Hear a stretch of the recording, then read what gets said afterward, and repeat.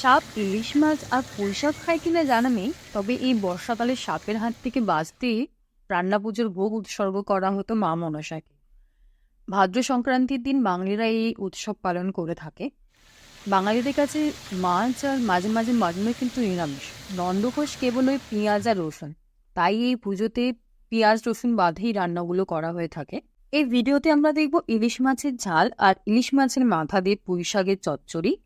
আমাদের বাড়িতে ৫-৭ রকম ভাজা ছাড়াও আরও ৬ থেকে ৭ রকমের রান্না হয় এই রান্না পুজোর সময়। সেগুলো আমরা পরের ভিডিওতে আপলোড করব। So please like and subscribe আমাদের চ্যানেলকে করে রাখবেন, যাতে পরবর্তী ভিডিও নোটিফিকেশন আপনাদের কাছে ঠিক সময়ে চলে যায়। চলুন দেখে নেওয়া যাক ইলিশ মাছের ঝালের রেসিপিটা। ইলিশ মাছের ঝাল করার জন্য এখানে আমি ইলিশ মাছগুলোকে আগে ভালো করে ধুয়ে হলুদ, নুন আর তেল মাখিয়ে কিছুক্ষণ রেখে দেব। আর এদিকে একটা কড়াইতে তেল গরম করে নেব। কড়াইতে তেল গরম হলে আমি মাছগুলোকে এপিট ওপিট করে ভেজে নেব। ইলিশ মাছ কিন্তু বেশি ভাজবেন না, তাতে ইলিশ মাছের টেস্ট নষ্ট হয়ে যায়। আচ্ছা, আপনাদের এখানে একটা কথা বলে রাখি, যাদের ইলিশ মাছ ভাজতে প্রবলেম হয় বা কোনো রকম মাছ ভাজতে গেলে ভেঙে যায়, কড়াইতে লেগে যায়, তাদের জন্য বলবো যে মাছ ভাজার জন্য তেলটা গরম হওয়া যতটা ইম্পর্টেন্ট, ঠিক ততটাই ইম্পর্টেন্ট তেল গরম করার আগে কড়াই গরম হয়েছে কিনা সেটা দেখে নেওয়া। আপনি যদি কড়াই গরম না হওয়ার আগে তেল গরম করতে দিয়ে দেন, তাতেও কিন্তু আপনার মাছ কড়াইতে অনেক সময় লেগে যায় আর মাছ ভেঙে যায়। তাই তেল গরম হওয়ার আগে কড়াই গরম হয়েছে কিনা সেটা সবসময় দেখে নেবেন, সেটা ভীষণ ইম্পর্টেন্ট। আপনি দেখতেই পাচ্ছেন এখানে এই মাছগুলোকে একটুখানি এপিট ওপিট করে ভেজে তুলে রাখছি। আর এই মাছ ভাজা হলেই আমি এই ভাজা তেল একটু সরিয়ে রাখবো, কারণ ভাত দিয়ে ইলিশ মাছের তেল খেতে আমার তো ভীষণ ভালো লাগে। আর যে তেলটা অল্প বেঁচে থাকবে তার মধ্যেই আমি আগের থেকে সর্ষে গুঁড়ো ভিজিয়ে রেখেছিলাম নুন দিয়ে, সেটা দিয়ে দেবো। থেতো করা আর কিছুটা গোটা কাঁচা লঙ্কা দিয়ে নিচ্ছি, দিয়ে একটু ফুটিয়ে নেব। সেটা একটু ফুটে আসলেই এর মধ্যে আমি পরিমাণ মতন হলুদ আর নুন দিয়ে নেব।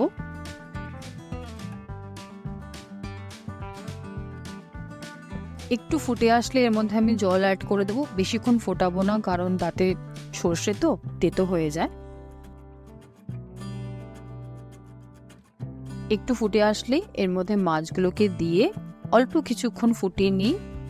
নামানোর আগে আমি এর মধ্যে একটু ভেজে রাখা তেল আর একটু কাঁচা সর্ষের তেল দিয়ে নামিয়ে নেব। হয়ে গেল আমাদের মাছের ঝাল।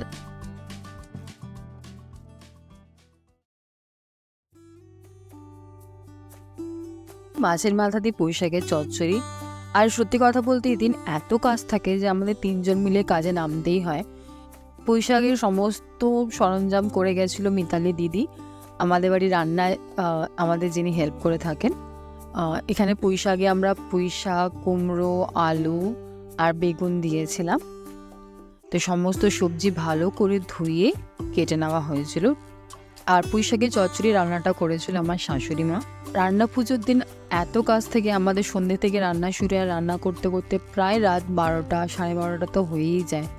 তাই আমাদের ২-৩ জন মানে সকালবেলা সবজি কাটার জন্য তো অবশ্যই লাগে, আর সন্ধ্যাবেলা আমার আর আমার শাশুড়ি মা, আমার হাজব্যান্ডও আমাদের হেল্প করে।